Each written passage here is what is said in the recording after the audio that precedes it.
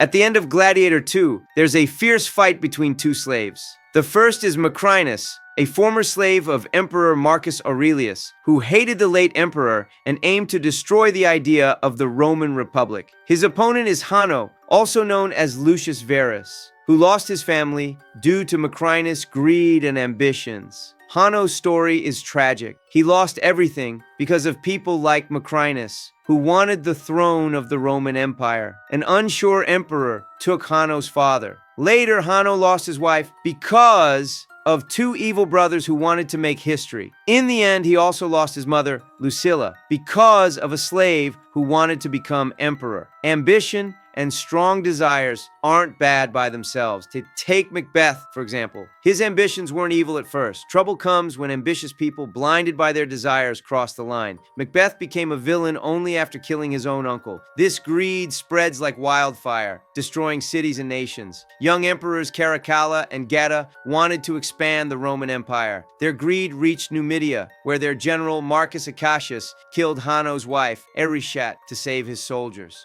So, who's to blame here? At the end of the film, Hanno forgives his mother, Lucilla, for sending him away as a child. He understands her reasons and accepts his father's ring, showing he is ready to protect the dream and even die for it.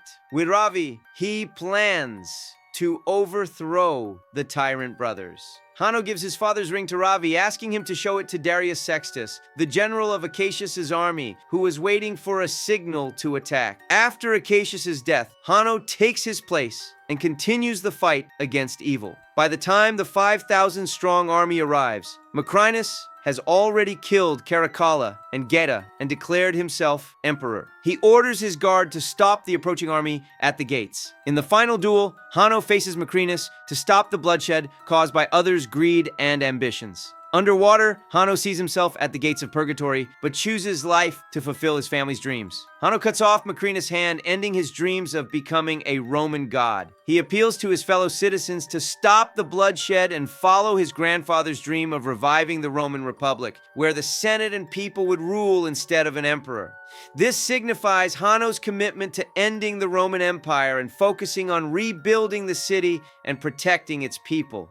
The political reforms Hanno envisions mark the beginning of the end of the Roman Empire. This theme is likely to continue in the announced third part of Gladiator. At the end of the film, Hanno returns to the Colosseum, where he lost his parents. He touches his mother's blood and takes a handful of sand that absorbed his father's blood, symbolizing his desire for them to reunite in the afterlife. In the final scene, Hanno's father finally speaks to him, fulfilling his last wish. This focus on the ending highlights Hanno's journey from seeking revenge to embracing life and carrying on his family's legacy by striving for a new Roman Republic.